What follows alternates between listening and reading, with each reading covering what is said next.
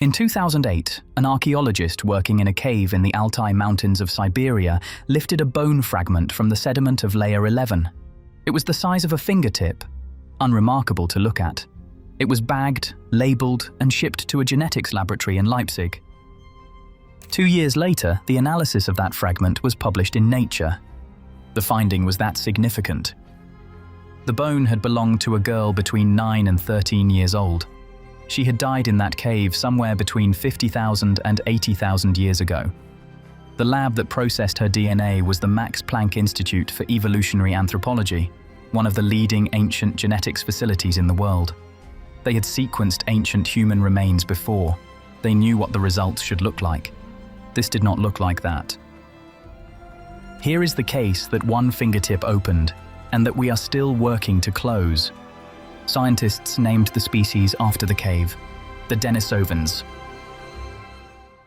To understand what made the finding so disruptive, you need to understand what the lab was expecting to find. By 2010, ancient DNA analysis had a track record. Researchers had sequenced Neanderthal DNA, confirmed their relationship to modern humans, established that the two species had interbred. The human family tree had two main branches beyond our own: Neanderthals, confirmed; archaic African lineages, theoretical. That was the model. It was not considered incomplete. The mitochondrial genome extracted from the fingertip differed from modern humans by 385 base pairs. For reference, Neanderthals differ from us by about 202. Modern humans differ from each other by roughly 1 per 1,000. 385 is not a variation. It is not a regional difference. It is a separate lineage, a branch on the human family tree that no one had flagged as missing, because no one had suspected it was there. The model was not incomplete.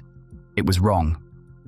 Further analysis, this time of the nuclear genome, the full genetic inheritance, confirmed the picture. The Denisovans were distinct from both modern humans and Neanderthals. They shared a common ancestor with Neanderthals roughly 400,000 years ago, which made them the Neanderthals' closest relatives. But they were not Neanderthals.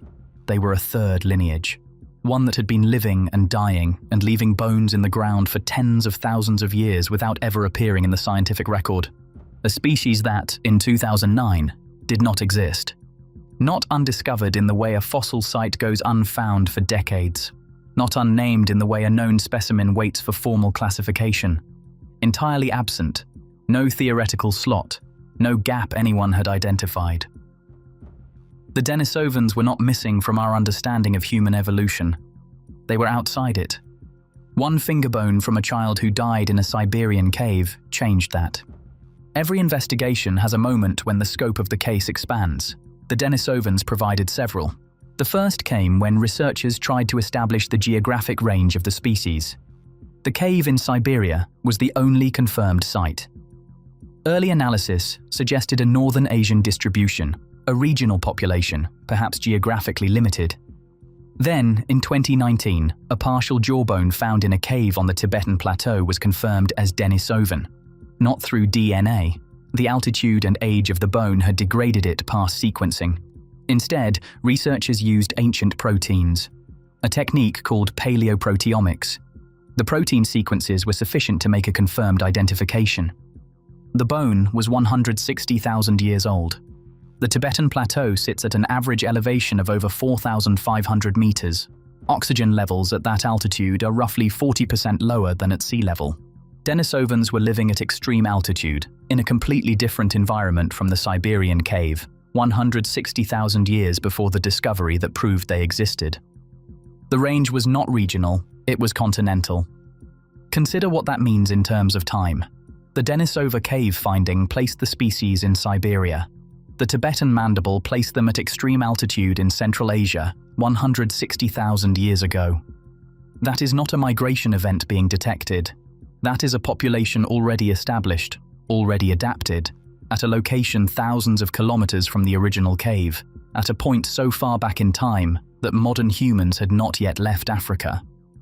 The Denisovans were not passing through Tibet. They were living there. The investigation had moved from one data point to the outline of an entire chapter of human prehistory that had been missing from every textbook. And Tibet was not the southern limit. Genetic analysis of indigenous populations in the Philippines, particularly the Aita Magbucon people, reveals Denisovan ancestry at around 5%, higher than Melanesia. This places Denisovans, or a closely related population, in the tropical islands of Southeast Asia. A third environment, a third climate, far from anything the original Siberian evidence had suggested. The case had been opened by one bone in one cave. The trail was leading across an entire continent. Here is where the investigation stops being history. The Denisovans are extinct. The last of them disappeared, we believe, sometime in the past 50,000 years, possibly less.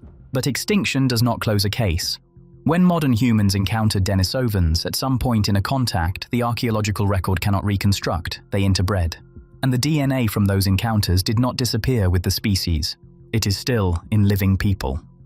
In populations across Melanesia, Papua New Guinea, the Solomon Islands, indigenous Australians, between 4 and 6% of the genome traces back to Denisovan ancestors. 1 in every 20 genes in a Melanesian person carries the inheritance of a species that did not exist in the scientific record until 2010. That gene is running right now. Not as a historical trace, as a functional part of a living person's biology. If you have Melanesian ancestry, a measurable fraction of your genome is not modern human in origin. It is older. It came from a people who are gone as a separate population, but who have not, in the biological sense, disappeared at all. The most operationally significant piece of Denisovan DNA in the modern world is not in Melanesia, it is in Tibet. Tibetans carry a variant of a gene called EPAS1, which controls how the body responds to low oxygen, that allows them to live at extreme altitude without the cardiovascular complications that kill or debilitate lowland populations who ascend. Most human bodies exposed to thin air respond by producing more red blood cells. The blood thickens. Over time, the heart fails against the increased resistance. Tibetans do not do this. Their EPAS1 variant regulates the response differently, efficiently, without the cost. Where did that variant come from? It came from the Denisovans. If Denisovans were living on the Tibetan Plateau 160,000 years ago, they had tens of thousands of years to refine exactly that solution. When modern humans arrived in the region and made contact with Denisovan populations, they inherited, through interbreeding, a gene that had already been tested across an unimaginable span of time at altitude. The species went extinct. The adaptation did not. It is a piece of Denisovan biology keeping modern humans alive today, and one of the clearest demonstrations in any ancient genetics case of what interbreeding between lineages actually produced. The people are gone. The solution they arrived at, over 160,000 years of living at altitude, is still running in the bodies of everyone who lives on the Tibetan Plateau. That is not metaphor. That is active, functional inheritance from a species that was unknown to science 14 years ago. In 2018, the investigation produced its most unexpected finding. A bone fragment from Denisova Cave, fragment 90730, catalogued without expectation, was submitted for genomic analysis. The result revealed a female individual. Her mother's lineage was Neanderthal. Her father's lineage was Denisovan. Researchers named her Denny. She was at least 13 years old when she died. She lived approximately 90,000 years ago. The implications took time to fully absorb. Neanderthals and Denisovans had diverged as populations roughly 400,000 years before Denny was born, as genetically separated from each other as either group was from modern humans. The assumption had been that contact between them, while possible, was rare, occasional, an exception. Denny was found in a cave that also contained Denisovan and Neanderthal remains from other individuals. Statisticians noted the obvious. The probability of recovering a first-generation hybrid in such a small sample is only plausible if hybridization was common, not an exception, a feature of how these populations actually lived. The family tree was not the right model. It never had been. What the evidence was describing was a network, overlapping populations, regular contact, ongoing interbreeding across tens of thousands of years and thousands of miles. More connected and more complicated than anyone had assumed. The assumptions that had been built into the model, that these populations lived in isolation, that encounters were rare, that the lineages stayed separate, were not fringe errors. They were the mainstream position, held by most researchers in the field, until a single cave in Siberia began producing evidence that did not fit. Every bone from that cave has produced something the model could not accommodate. That is not normal for an archaeological site. That is what happens when a case breaks open. That is still the working picture, and it is still incomplete. Here is what remains on the caseboard. Every good investigation reaches a point where the physical evidence runs out and the inference work begins. The Denisovans hit that point very early because the physical evidence was never substantial to begin with. The physical evidence is almost nothing. The finger bone, 2 molars, a wrist fragment, the Tibetan mandible, a few additional fragments found since. Everything we have recovered from the Denisovans would fit in your hand. From that sample, we have established a continental range, a 200,000-year lifespan as a species, genetic contributions to millions of living people, and at least one direct interbreeding event with Neanderthals. What we have not established: the full extent of their range, the number of distinct Denisovan subpopulations, when and where they finally disappeared, and whether there are living people today who carry Denisovan signatures we have not yet identified. The last point matters.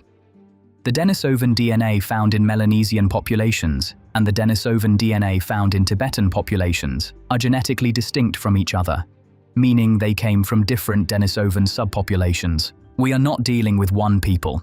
We are dealing with several, spread across a continent, each adapted to different environments, each leaving different traces in the people alive today. Researchers working on Southeast Asian and Pacific genomes are still finding signatures that have not been fully attributed. The investigation is open, the leads are being followed.